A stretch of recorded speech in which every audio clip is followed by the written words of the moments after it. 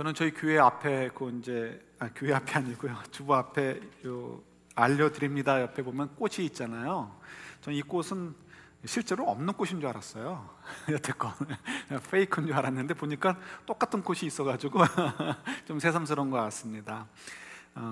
저희 교회 우리 조창 장로님께서 비즈니스를 슈 리페어를 하시죠. 그런데 이제 말씀을 드리니까 재미있는 일들이 있더라고요.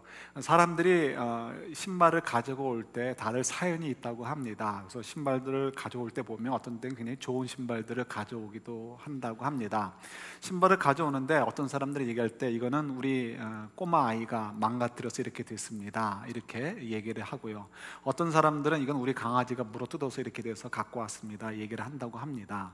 재밌는 것은 이제 차이가 생기는데 반응의 차이가 있다는 거예요. 저희가 생각할 때는 이렇게 강아지가 막 물어뜯었으면 강아지에 대해서 컴플레인하고, 우리 애들이 망가뜨렸으면 그 사랑스러운 아이들이니까 뭐 오케이 할 것 같은데요, 반대라는 것입니다. 아이들이, 꼬마 딸이나 이런 아이들이 신다가 망가뜨렸으면 거기에 대해서 이렇게 불만을 토로한다는 거예요. 그런데 멍멍이가 물어뜯어서 혹은 또 핥고서 망가진 신발을 갖고 오면 거기에 대해서는 일체 아무 컴플레인이 없다는 거죠. 왜 그럴까요? 사람들이 변했어요. 이제는 자녀들보다 강아지가 더 이쁘고 더 소중해서 그럴까요? 그러지 않죠. 기대치가 다른 거죠. 강아지는 아무리 뭐라고 해도 걔는 그럴 수 있어라는 것이 우리 머릿속에 이미 깔려져 있습니다. 그러나 아이들은요, 아무리 어려도 사람이란 말이에요. 그러니까 우리가 기대치가 있는 거예요. 얘는 사람은 이러면 안 되지 하는 거죠. 그래서 아이들이 할 때는 우리 아이가 좀만 조심했으면 이러지 않았을 텐데, 놀 때 좀 왜 엄마 신발을 가지고 놀아 이렇게 하면서 컴플레인을 하는데, 그것은 결국 아이에 대한 기대가 있기 때문에 그렇습니다. 오늘은 어떻게 보면 이 차이, 이 기대에 대한 이야기를 오늘 말씀을 통해서 우리가 교훈을 받게 됩니다. 오늘 이야기를 좀 나누도록 할까요? 잘 보세요. 참 귀한 말씀인 것 같아요. 오늘 말씀의 줄거리를 조금만 설명을 드리면요, 저희가 읽지 않은 앞부분의 이야기를 조금 합쳐서 말씀을 드리도록 하겠습니다. 예수님께서 많은 사역을 하신 것이 주로 갈릴리 지역입니다. 근데 갈릴리 지역에서 바다를 건너서 이제 배를 타고, 큰 호수죠. 레이크 타워만 할까? 제가 잊어먹었는데 레이크 타워보다 좀 작던가 그렇습니다. 그거를 건너서 이제 다른 쪽에 오셔서 복음을 전하시게 되는 거죠. 제가 지도를 하나 이렇게 준비를 부탁을 드렸는데 됐는지 됐군요. 지도가 이게 저희가 와이드 스크린이기 때문에 이 지도를 크게 보여드릴 수 있는 게 한정돼 있어서 이렇게 죄송해요. 좀 그렇다고 지도 모양을 바꿔서 이렇게 쭉 눌러드리면은 이스라엘 땅에 길쭉한 게 아니고 넓적이가 될 것 같아서 그렇게 할 수도 없고, 그래서 왼편의 사진은 조금 작은 거고 오른쪽은 조금 더 큰 사진으로 이렇게 확대를 해서 좀 보여드렸습니다. 그래서 오른쪽 사진을 보시면 좋을 것 같아요. 위에 끝부분에 갈릴리라고 이렇게 지역이 있죠. 그 다음에 사마리아 있고 유대가 있습니다. 여러분 이건 잘 아실 거예요. 그래서 유다 땅, 사마리아 땅, 갈릴리 땅, 그래서 이렇게 보시면 되고요. 그 다음에 이제 그 위아래로 갈릴리 호수가 있고 사해 바다가 있죠. 근데 갈릴리도 바다라고 그 사람들은 얘기합니다. 그래서 갈릴리 바다. 그래서 오늘 성경에서도 바다 하면은 갈릴리 호수를 얘기합니다. 그리고 밑에는 이제 사해 바다가 되죠. 그래서 이 갈릴리와 유다 땅 사람들이 오갈 때는 사마리아 땅을 보통 밟지 않고요, 여러분 잘 안 보이시겠지만 강 옆으로 이렇게 그린 컬러로 이렇게 쭉 줄이 있는데 그 땅으로 가서 요단강을 건너서 그 땅을 따라서 올라갔다 내려갔다 하곤 했습니다. 그래서 그 옆에 보시면 크게 여러분 보실 때 맨 오른쪽으로 데가볼리아라는 지역이 있습니다. 이것은 굉장히 넓은 지역입니다. 그래서 이렇게 그린 컬러, 하늘색 컬러 비슷하게 된 그 전체가 다 되는데요, 이 데가볼레 지역이 바로 오늘 그 성경에 나오는 배경이 됩니다. 그래서 갈릴리 호수 왼쪽 갈릴리 지역에서 예수님이 복음을 전하시다가 잠깐 배를 타고 건너오셔서 이 데가볼리 지역의 어느 한 마을에서 이제 복음을 전하는 일이 바로 오늘 기록된 내용이 되겠습니다. 자, 이제 이 지역에서 이제 일이 벌어지게 되는데요, 예수님께서 이 데가볼리 지역에서 이렇게 복음을 전하시려는 그 순간에 한 사람을 만나게 됩니다. 이 사람은 어떤 사람이냐면 평범한 사람이 아니었습니다. 언제부터인지 귀신이 들어가가지고 귀신에게 컨트롤 당하는 사람이었습니다. 근데 이 귀신이 만만한 귀신이 아니고요, 귀신이 군대 귀신이래요. 군대 귀신이라는 것은 쉬운 말로 얘기하면 당시에 로마 군인의 그 군단을 얘기합니다. 군단 귀신. 그래서 이 군단의 숫자는 보통 4,000에서 6,000명이었습니다. 그러니까 이 귀신이 4천에서 6천 개 정도가 들어가 있는 거죠. 그러니까 이게 너무 정신이 없는 거예요. 그래서 사람들이 그를 어떻게 잡을 방법이 없습니다. 모처럼 잡아서 쇠사슬로 꽁꽁 묶어놓거나 쇠 고랑을 채워놔도요, 이 귀신들이 워낙 난리를 치니까 이 쇠사슬도 끊어버리고 쇠 고랑도 끊어버립니다. 부숴버리는 거죠. 사람들이 그를 관리할 방법이 없습니다. 그를 보면 도망가고요, 그를 보면 피해갑니다.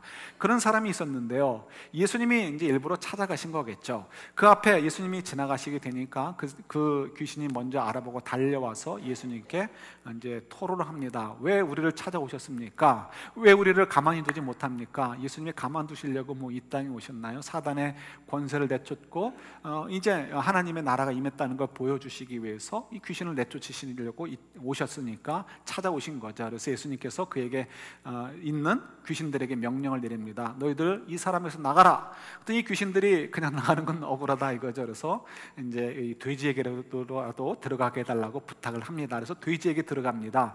군대 귀신이니까 한 4천에서 6천 개쯤 들어가 있을지 모르겠지만 어쨌든 간에 많은 수니까요, 돼지 2천 마리에게 다 들어가 버렸어요. 그래서 그 돼지 2천 마리가 미쳐 날뛰어가지고 다 바다에 퐁당퐁당 빠져서 죽게 되고 말았습니다. 이 이야기가 이제 오늘 저와 여러분들이 함께 묵상하게 될 내용의 앞 이야기들입니다. 그래서 이제 그 일이 벌어지고 나서 어떤 일들이 이제 사람들에게 일어나는가, 이것이 저희들이 이제 묵상하게 될 내용인 거죠. 이제 결론적으로 얘기한다면 이거예요. 은혜를 경험한 사람과 은혜를 경험하지 못한 사람은 차이가 있다는 거예요. 그리고 그들의 차이는 반응의 차이가 나오는데, 그 반응의 차이는 결국은 또 다른 은혜를 사모하느냐, 또 다른 은혜를 사모하지 않느냐라는 것으로도 이렇게 차이가 난다는 것입니다. 이걸 한번 살펴보려고 합니다. 먼저 첫 번째 사람들의 반응을 한번 찾아볼까요? 이 사람들은요, 많은 수의 사람들입니다. 이 마을에서 그 돼지들을 치다가 돼지들이 귀신을 씌워가지고 호수로 다 뛰어들어서 죽는 것을 본 목동들도 있고요, 멀리서 그 광경을 본 사람도 있고요, 또 그 이야기를 전해 들은 사람들도 있습니다. 그 사람들은 예수님에 대해서 어떻게 반응을 할까요? 저희들이 생각할 때는 상식적으로, 야, 우리와 함께 살던 저 사람, 그러나 언젠가 귀신이 들려서 인생을 다 송두리째 엉망이 되었던 저 사람을 구해준 예수님, 어느 누구도 컨트롤할 수 없었던 그 귀신을 눌러버리시고 그 귀신을 이겨버리신 그 예수님, 야, 그 예수님은 정말 굉장하신 분인 것 같아. 우리도 저 예수님께 찾아가면 우리도 뭔가 얻을 것이 있지 않을까? 이런 기대를 가져야 되는 거 아니에요? 우리가 생각할 땐 그런 상상을 할 수 있습니다. 그런데 놀랍게도요, 이 사람들은 그런 기대를 갖지 않았어요. 그들에게는 아무 기대를 가질 만한 근거가 없었어요. 그래서 그들에게 뭘 합니까? 예수님께 찾아와서 요구하는 것은, 예수님, 더 이상 우리 마을에서 문제를 일으키지 마시고 제발 우리 땅에서 좀 빨리 떠나 주십시오. 우리 곁에서 멀리 떠나가 주십시오라고 요청하는 것이 그들이 할 수 있었던 모든 거였어요. 이유는 뭘까요? 그들도 여전히 귀신이 쫓겨나는 것을 보았고 그들도 그 이야기들을 들었던 사람입니다. 그러나 그들에게는 예수님의 은혜를 경험하는 그 놀라운 성령의 세례를 받지 못했기 때문에 예수님의 그 은혜가 얼마나 소중한 것인가를 이해를 못한 거였죠. 그들에게 뭐가 중요한 거예요? 돼지 2천 마리가 중요했던 거예요. 물론 이 돼지 2천 마리가 만만한 것이 아닙니다. 그때 당시에 얼마나 큰 가치가 있었을지 그건 정확히 모르겠어요. 그러나 요즘으로 쳐도 돼지 2천 마리는 쉬운 돈이 아닙니다. 그래서 아마도 이때는 훨씬 가난했던 시대죠. 여러분들의 시대, 지금의 시대와는 비교가 되지 않습니다. 굉장히 경제적으로 낙후돼 있던 때잖아요.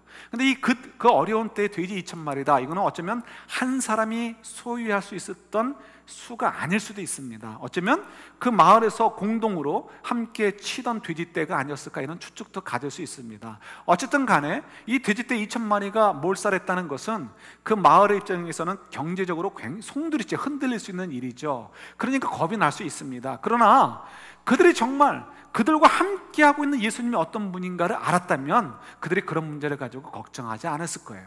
중요한 것은 그들이 똑같은 일을 보았고 똑같은 이야기를 들었지만 그들의 마음에 전혀 은혜 받지 못했던 이유, 다른 데 있는 것이 아닙니다. 그들이 성령의 터치를 받지 못해서 예수님이 어떤 분인지, 그들 앞에서 이런 일들이 얼마나 가치 있는 일인지, 돼지 2,000마리와는 비교할 수 없는 엄청난 일이라는 것을 어떻게 해요? 알 수 있는 능력이 없었기 때문이라는 거예요. 그래서 은혜를 받지 못한 사람, 은혜의 경험이 없는 사람은요, 예수님을 사모하는 마음이 없고요, 더 그 은혜를 받아야 되겠다, 더 하나님의 그 사랑을 받아야 되겠다라는 그런 기대가 없다는 것을 저희들이 보게 되는 거지요. 여러분, 저희들은 어떻습니까?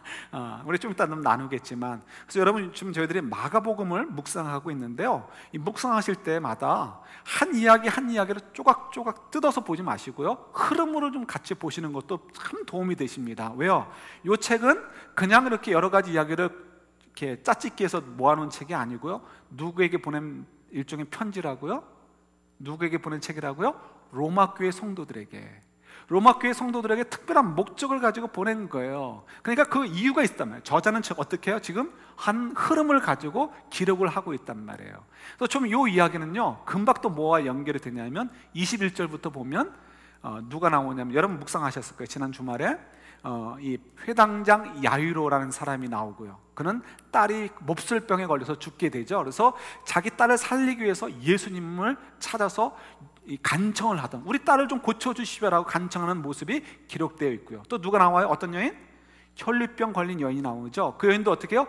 예수님의 몸만 만져도 내 병이 나을 수 있다라는, 그러니까 예수님께 또 간청하는 그런 이야기들이 나오죠. 비교가 되죠. 이 대가볼리에 있는 사람들은 예수님이 눈앞에 있고요, 예수님께서 엄청난 일을 했음에도 불구하고 예수님에 대한 기대가 없어요. 예수님을 통해서 내 삶이 얼마나 더 큰 은혜로 채워질 것인가에 대한 소망이 없는 거예요.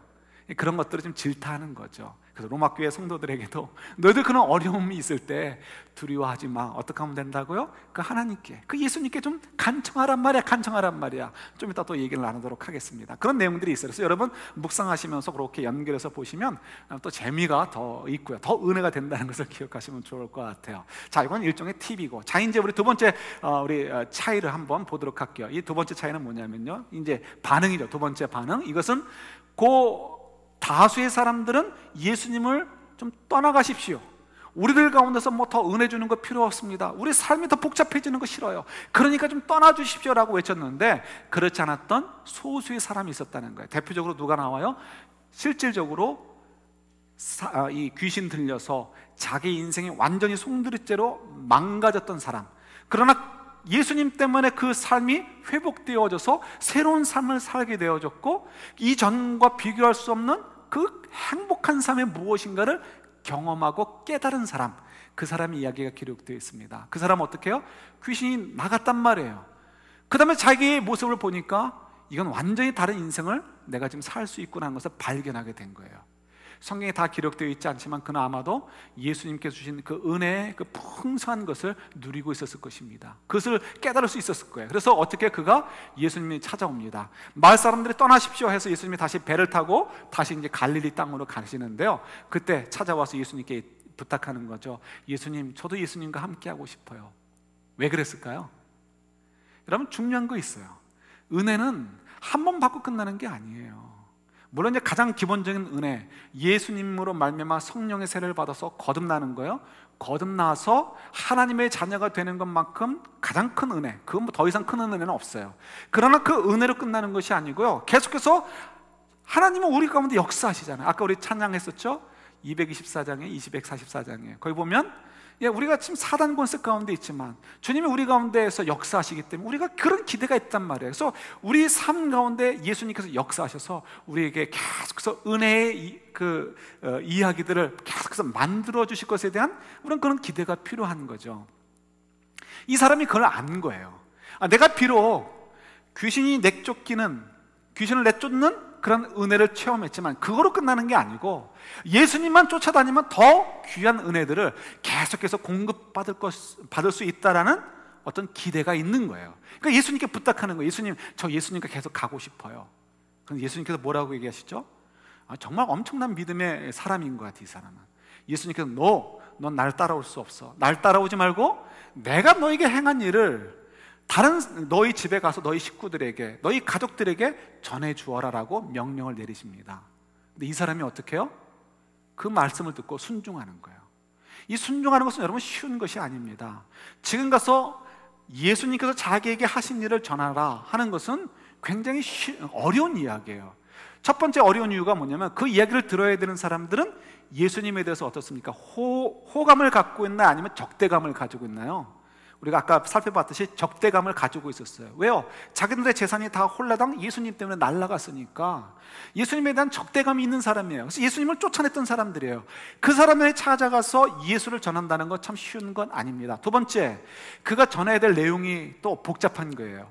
예수님이 그 사람에게 요구한 것은 예수님께 가면 우리 모든 병 다 고칠 수 있어요. 어떤 병이라도 고칠 수 있고 어떤 귀신이라도 다 내쫓을 수 있어요. 이 얘기 전하라고 했겠습니까? 아니죠. 예수님이 뭐 의원 차리시려고, 병원 차리시려고, 약방 차리시려고, 정신병원 차리시려고 그 얘기하라고 했겠어요? 아니죠. 예수님께서 자기 귀신을 내쫓으신 이야기를 통해서 예수님을 통해서 하나님 나라가 임했다라는 것, 예수님이야말로 우리의 구세주라는 것, 이런 것들이 좀 이렇게 좀 차이, 좀 이렇게 경중의 차이, 저와 여러분들이 깨닫는 만큼의 분명한 것은 아니지만 예수님에 대한 그 풍성한 의미를 좀 전하라라는 것이 예수님께서 부탁하신 내용인 거죠. 그러니까 예수님의 그 고치신 이야기를 통해서 예수님이야말로 하나님의 아들이시고 예수님이야말로 정말 우리에게 이 사단의 권세로부터 구원해 주실 분이다라는 것을 증명해주고 외치는 것, 그에게 부여받은 내용인 거예요. 이것은 저희들이 잘 말씀을 훈련받은 저희들도 힘든데 그때 이 사람에게서는 얼마나 어려운 일이었겠어요. 그러나 이 사람은 그것을 네 하고 받아들입니다. 이유가 뭘까요? 예수님을 쫓아가면 예수님과 함께 하고 있으면 예수님의 은혜를 더 받을 거야. 예컨 좀 쉽게 이해할 수 있어요. 근데 예수님께서 너 나 쫓아오지 마. 그리고 나를 떠나서 그 어려운 곳으로 가서 나에게 받은 그 복음, 네가 충분히 이해하지 못하고 있을 그 복음이지만 그 복음을 전해라고 얘기했을 때 그 사람이 순종했던 이유는 뭘까요? 그에게 정말 엄청난 믿음이 있었던 것 같아요. 비록 내가 예수님과 떨어져 있다 할지라도, 몸과 몸은 떨어져 있어도 내가 예수님의 말씀에 순종하게 된다면 예수님의 은혜, 내가 예수님과 함께 있을 때 누리게 될 그 은혜 못지않게 예수님과 떨어져 있어도 예수님 말씀에 순종하는 삶을 살게 될 때 예수님의 은혜가 내 삶 가운데 더 또 풍성하게 계속해서 열매 맺을 것이다라는 그런 믿음이 있었던 거예요. 그러니까 어떻게 그가 기쁨으로 가게 되고요. 오늘 성경을 보면 19절 20절 보면 그가 그냥 자기 집에 가서 자기 식구들에게만 조용하게 얘기한 것이 아니고요, 그 마을을 뛰어넘어서 대가볼리 그 넓은 지역 전체를 왔다 갔다 하면서, 그 옛날에 얼마나 가난했겠어요. 얼마나 먹을 것 없고요, 얼마나 그 말귀가 안 통하는 사람들이었겠어요. 그럼에도 불구하고 그는 자기 인생을 다 투자해가지고 그 대가볼리 지역을 전체를 왔다 갔다 하면서 예수의 복음을 전했다라고 기록하고 있는 것을 보게 되는 거죠. 어떻게 움직일 수 있어요? 그 순간순간마다 채워주시는 예수님의 은혜, 하나님의 은혜를 경험하게 되니까 계속해서 힘을 얻을 수 있고 계속해서 그 일을 감당할 수 있었던 거예요. 얼마나 귀한 일인지 모르겠습니다. 이것이 이제 예수님께서 은혜를 주신 자의 차이고요, 그 예수님의 은혜를 받은 자들을 향해서 하나님이 요구하시고 기대하시는 내용이기도 한 거예요. 자, 이제 우리가 좀 우리 이야기로 좀 들어갔으면 좋겠습니다. 여러분들은 어떻습니까? 믿지 않는 사람들과 다른 차이가 있으셔요? 예? 믿지 않는 사람들과는 확연하게 다른 예수님의 은혜에 대한 이야기들이 있습니까? 이거 굉장히 중요한 얘기예요. 예, 적어도 저희들은 한 번의 은혜들은 다 받은 사람들이라고 얘기할 수 있어요. 우리 가운데 가라지가 있을 수도 있어요. 그러나 우리가 그건 배제하고, 우리가 가라지가 아니고 정말 알곡이다라고 얘기할 때 우리는 적어도 예수님으로 말미암아 성령 세례를 받았기 때문에, 거듭났기 때문에 우리는 은혜를 다 체험했어요. 그래서 하나님의 은혜가 무엇인지, 하나님의 사랑이 무엇인지를 어떻게 해요?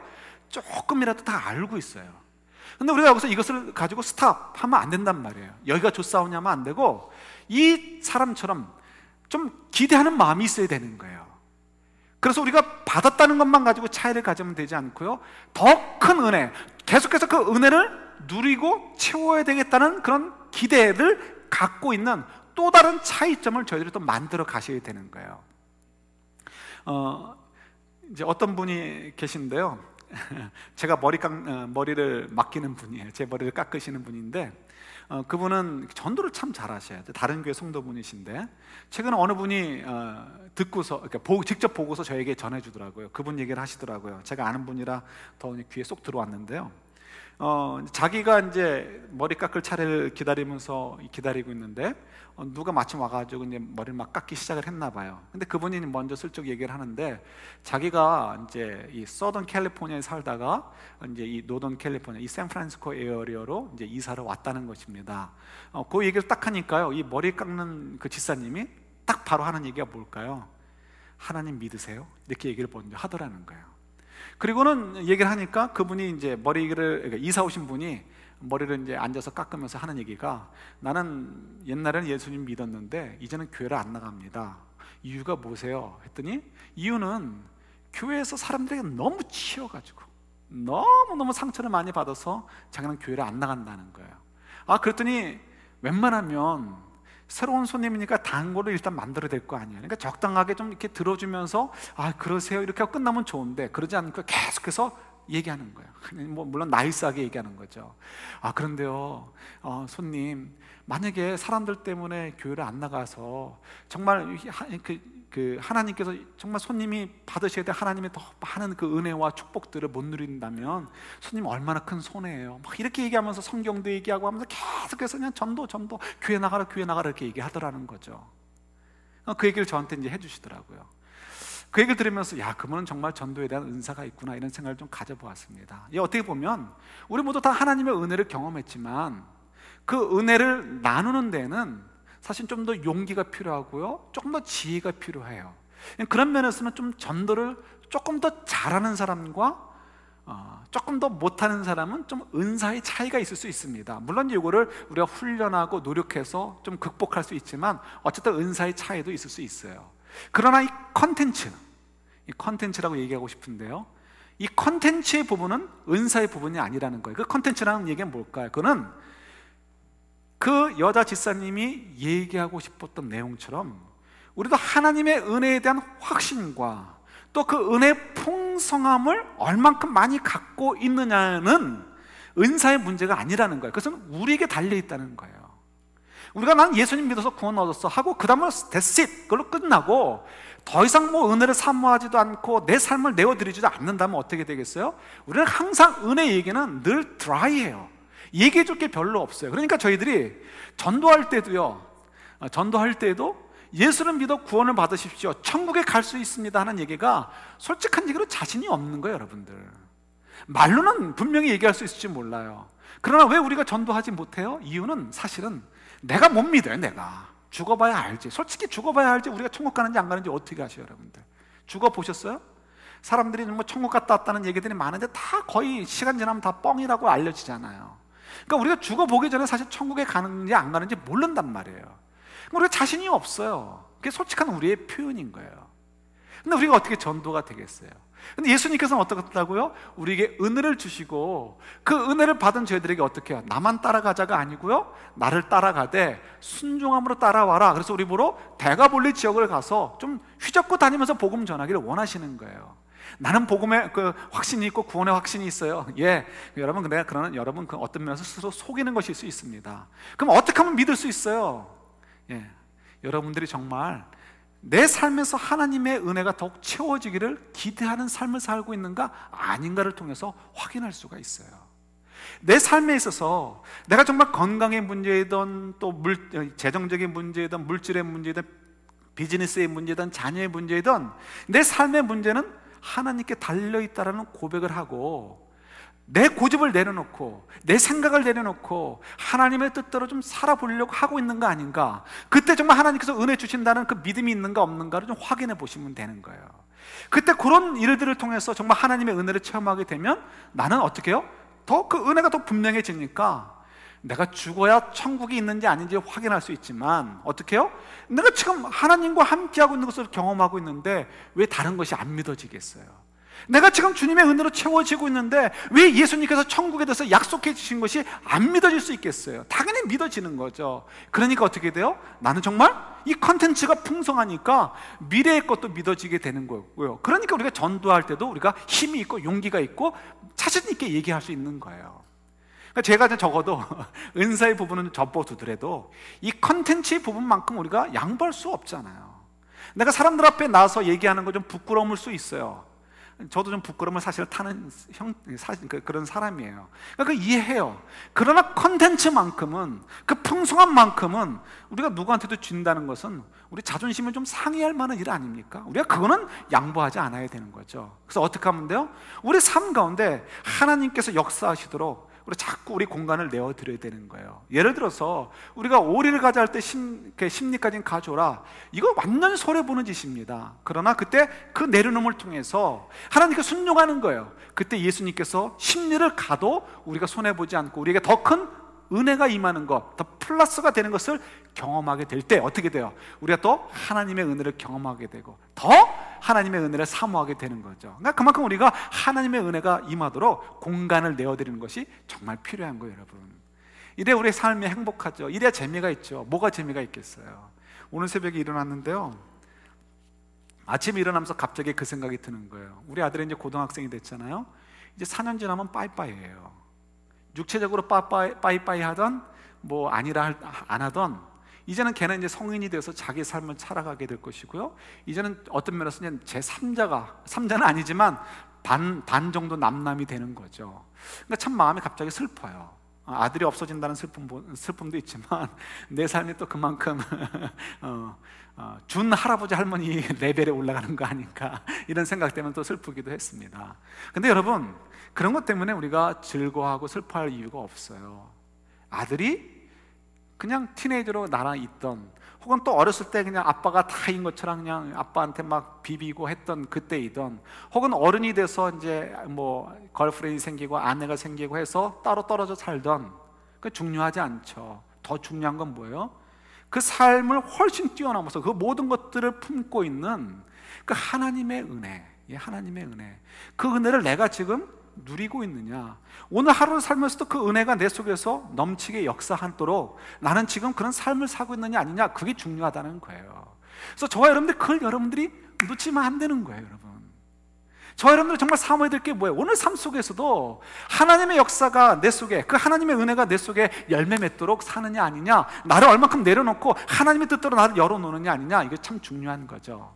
오늘 예를 한번 또 들어볼게요. 하나님의 이제 은혜가 정말 필요한 것, 이 부부간에 이 너무 소중한 때죠, 요즘은. 그래서 요즘 뭐 이렇게 그러니까 뭐 요즘 이런 얘기가 참 민망해. 이혼에 대한 이야기가 민망한데 그만큼 이혼율이 굉장히 많죠.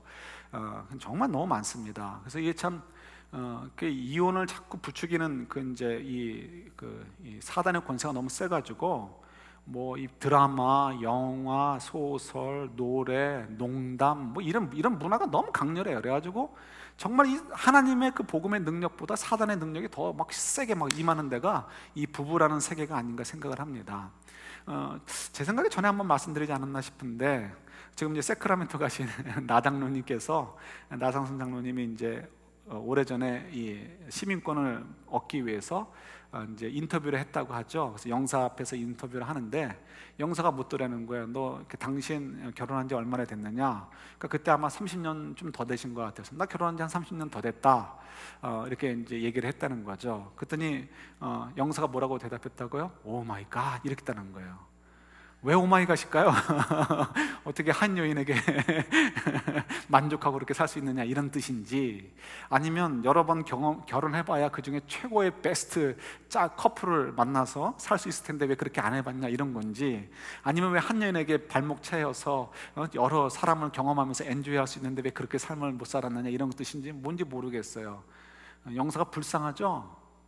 불쌍해요. 그 짭이 우리보다 좋은 짭일지 모르겠지만 여러분, 불쌍하지 않으세요? 불쌍하잖아요. 정말 불쌍하잖아요. 좀 표현을 하면 또 격한 말이 나올까 봐 조심스러운데 정말 바보 같은 인생을 살고 있잖아요. 정말 죽은 삶을 사는 거죠. 근데 왜 그런 이 얘기가 나와요? 우리 삶이 그렇게 변해버린 거예요. 그래서 우리가 이 부부관계에도 주님의 은혜가 임하도록 역사해야 돼요. 특히 젊은 층들은 더 그렇죠. 성경 한 군데만 찾아볼까요? 마태복음 7장 찾아보세요. 마태복음 7장 21절이요.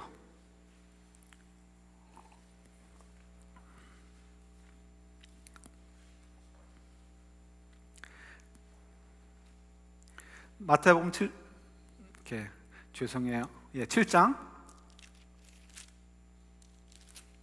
21절이요. 저는 10장을 찾아놓고 왜 없나? 이 12절이요. 죄송해요. 그러니까 7장 12절이요. 네.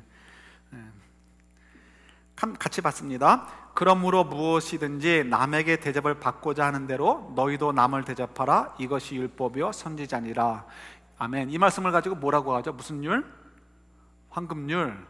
이게 왜 황금률이라고 그러는지 저는 이해를 못하겠는데 이게 잘 이해를 하셔야 돼요. 그래서 이때는 어떻게 해요? 복음은 항상 말씀을 볼 때는 한 절만 끄집어내서 보면 안 돼요. 여기도 보면 그러므로 라고 있죠. 그러니까 앞뒤를 잘 이렇게 살펴보셔야 돼요. 한 절만 가지고 끄집어서 얘기하면 이제 정말 주님이 보시면서 속 터지는 얘기를 할 수가 있는 거죠.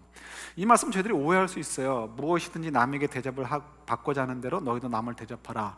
밸런스를 맞춰라, 이런 의미인 것 같아요. 그런데 이런 말씀을 오해하면 이럴 수 있어요. 사람들 가운데 어느 분들 그렇게 얘기하는 분 있죠. 나는 다른 사람들에게 대접받는 거 싫어. 다른 사람이 나한테 관심 갖는 것도 싫어. 그래서 나도 다른 사람에 관심 갖기도 싫고 다른 사람에게 뭐 엮이는 거 싫어. 이렇게 얘기하는 분들 있죠. 회개해야 돼요, 여러분. 이거는 누가 주는 생각이에요? 사단이 주는 생각이에요. 100% 사단이 주는 생각이에요. 그죠? 이거는 여러분 이런 얘기 하지 마셔야 되는 거예요. 이런 것들은 드라마에서 하는 얘기예요. 이런 것들은 조크에서 하는 얘기지 어디에 주님 말씀에 이런 말씀이 있어요. 그래서 그런 생각을 가지고 이런 말씀을 보면 그렇게 해석이 되는 거예요. 그렇지 않습니다. 주님 말씀에 어디에 너희들 그냥 네가 받고 싶은 만큼만 이렇게 너 다른 사람에 해줘라, 네가 대접받은 대로 다른 사람에게 해줘라, 이런 얘기가 어디 있어요? 예수님께서 원수까지도 용서해주고 사랑해라고 하시는데 우리 어떻게, 나는 뭐 다른 사람들에게 난 대접받기 싫고 뭐 관심 받는 거 싫어하니까 난 다른 사람에게도 관심, 이건 여러분들을 붙잡아두는 사단의 얘기는 사단의 이야기. 그래서 이게 흥분하면 또 내가 또 격한 말이 나올까봐 예수님이 독사의 자식들 하신 얘기가 이해될 것 같아요. 이 복음의 진리 가운데 이렇게 들어가면요 흥분이 되잖아요. 악한 것들에 보면. 그러니까 여러분 그런 마음을 주시면, 그런 마음을 누가 얘기하면요, 여러분 예수님께서 우리 지난주에 묵상했듯이 사단아 물러가라고 얘기하는 것처럼 사단아 물러가라라고 속으로라도 얘기하셔야 되는 거예요. 이거는 하나님과는 전혀 관심이 없어요. 하나님은 우리에게 세상의 복의 근원이 되게 하시고 빛과 소금의 역할을 하라고 하시는데 어디 숨어 지낼 생각을 하셔요? 그건 아니란 말이에요. 그럼 이 말씀은 뭘까요? 오리 가자면 십리 가자라고 가르친 분이 한쪽 뺨 맞으면 다른 쪽 뺨도 갖다 대라고 가르친 예수님께서 밸런스를 맞춰서 살아라 이렇게 얘기하셨을까요? No, 아니죠. 그래서 앞을 보셔야 돼요. 그래서 우리가 뭐 7절부터만 보셔도 보면 여기에 또 그게 나오는 거예요. 기대해야 되는 얘기가 나오는 거예요. 좀 기대하라는 거예요. 기대. 누구에 대한 기대? 하나님에 대한, 하나님 아버지에 대한 기대를 좀 가지라는 거예요. 유대인들 하루에 3번씩 기도했지만 그들은 실제로 하나님에 대해서 기도하는 것이 없는 거예요. 겉으로는 기도하지만 실제로는 속으로는 어떻게 기대가 없는 거예요. 형식적인 기대만 하고 기도만 하고 있는 거죠. 그래서 예수님이 답답해서 얘기하시는 거예요. 좀 기도하라, 기도하라. 그래서 보세요.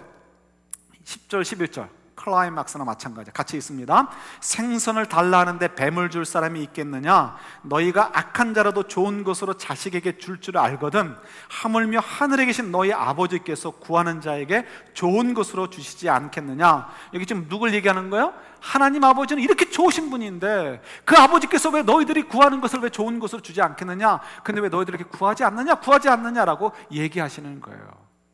구하는 것도 지혜가 필요해요. 그런데 지금 이 시간에 그걸 다 얘기할 수는 없으니까 이 정도에서 넘어갈게요. 자, 중요한 건 뭐예요? 그 하나님은 어떤 분이라고요? 좋은 것으로 아끼지 않고 주실 분이라는 거예요. 근데 우리가 이제 의심이 되죠. 왜 의심이 돼요? 내 삶을 보니까 요모양 욕골인데 뭐 주님이 뭘 좋은 걸 주셔요? 요모양 욕골인데. 아니요, 여러분. 우리가 요모양 욕골이라고 하는 부분, 요거를 잘 이해하셔야 돼요. 누누이 말씀드리지만 저도 제 자신에 대해서 유명한 욕골이라고 생각하는 부분이 많이 있어요. 많이 있어요. 그래서 내가 하나님이면 이렇게 안 하겠다라고 생각되는 게 너무 많아요. 한두 개도 아니고 너무 많아요. 너무 많아요. 여러분들을 보면서도 제가 그런 생각을 얼마나 많이 하겠습니까? 근데 여러분 생각해 보세요. 제 IQ가 얼마예요? 모르죠. 세 자리예요. 세 자리. 그래도 세 자리예요. 주님의 IQ는 얼마나 될까요? 감당이 될 수가 없는 거죠. 저는 한 치 앞밖에 보진 못해요. 주님은 어디까지 보시는 거예요? 이거는 한 치 앞이 아니고 모든 것을 보시는 분이셔요.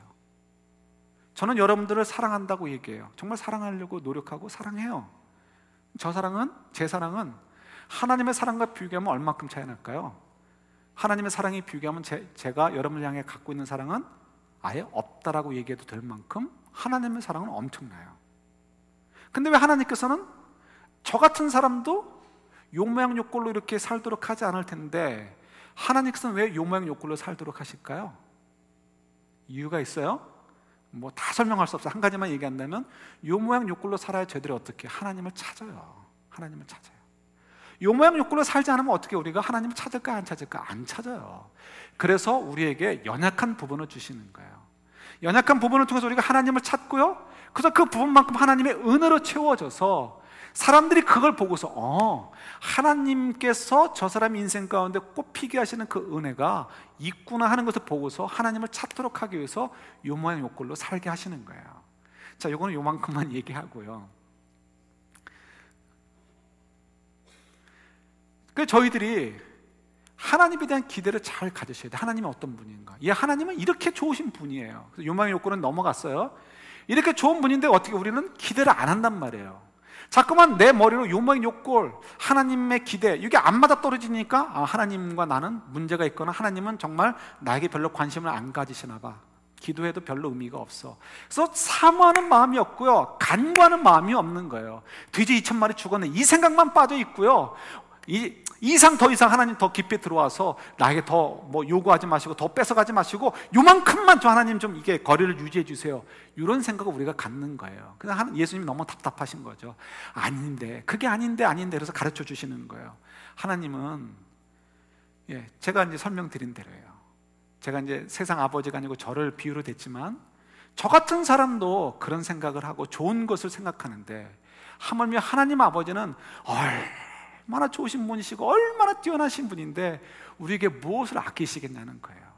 그러니까 걱정하지 말라는 거예요. 그래서 하나님 마음껏 쏟아 부어줄 테니까 좀 두드리고 찾으라 이거죠. 두드리고 찾으라. 그러면서 그러므로 어떻게 하라고요? 무엇이든지 남에게 대접을 받고자 하는 대로 너희도 남을 대접하라. 이 얘기는 뭐냐면요, 우리가 하나님의 그 풍성한 것을 누리는 자녀가 되었잖아요. 그러니까 염려하지 말고 그 자녀답게 우리는 아버지를 흉내내는 삶을 살아야 되잖아요. 하나님의 형상, 그러니까 하나님의 미니어처처럼 그렇게 살아야죠. 그러니까 우리도 하나님처럼 다른 사람들 향해서 최고의 것으로 마음껏 사랑을 나눠줘라, 이걸 얘기하고 있는 거예요. 그럼 우리가 뭐가 걱정이 돼요? 내 것 가운데 좋은 거, 그러니까 내가 갖고 싶은 거, 그죠? 내가 대접받고 싶은 대로 남에게 대접해줘라는 얘기는 뭐예요? 내가 갖고 싶은 거, 그러니까 그게 가장 좋은 거죠. 가장 좋은 것을 어떻게 다른 사람에게 양보하고 나눠주라는 거예요. 그럼 퍼뜩 생각나는 게 뭐예요? 내가 제일 좋아하는 거를 나눠주면 나는 뭐야? 난 손해보는 것 같잖아요. 그래서 이게 안 되는 거예요. 그런데 뭘 기억하라고요? 그러므로 앞에 누가 있다고요? 이 모든 것을 책임해 주시는 아버지는 어떤 분이라고요? 정말 좋으신 아버지라.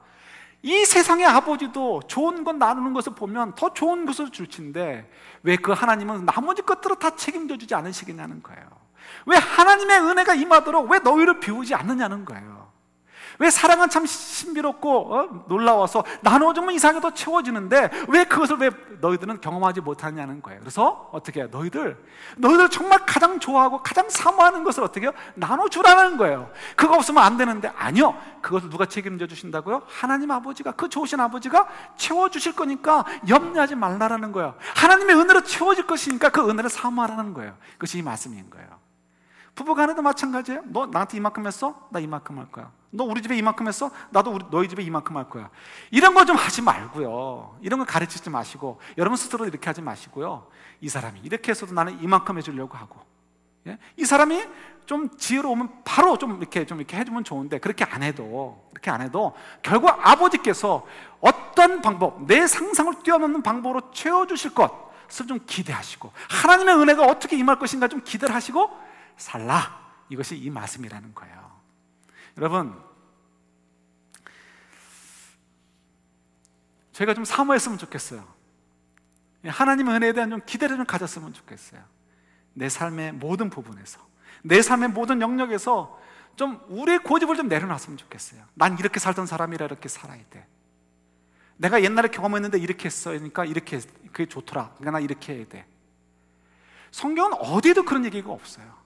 근데 우리는 자꾸 이 세상이 주어지는 법칙을 따라 살려고 왜 그러는지, 그죠? 왜요? 사단이 자꾸 유혹해서 그래요. 오늘 좀 내려놓으시고요. 우리 삶의 모든 부분, 자녀들의 문제이든 경제적인 문제이든 또 정서적인 문제이든 또 뭐가 있어요? 무엇이든, 건강의 문제든 무엇이든 문제이든 좀 하나님께 내려놓으시고요, 손 내려놓으라는 거 아니에요. 열심히 하라는 거예요. 열심히 하지만 그 문제를 가지고 내 방식대로 내가 내 능력 가지고 한다라고 생각하지 마시고 주님께 내어드리고, 좀 주님이 좀 나를 위해서 좀 임하시도록, 주님께서 나를 위해서 역사하시도록 좀 공간을 만들어 주시는 여러분들이 됐으면 좋겠어요. 그때 어떻게 돼요? 하나님이 정말 임재해서 역사하시고, 그러면서 우리의 은혜가 어떻게 더 풍성해지고, 그걸 가지고 어떻게 예수님께서 기대하신 대로 나가서 좀 외칠 수 있지 않겠습니까?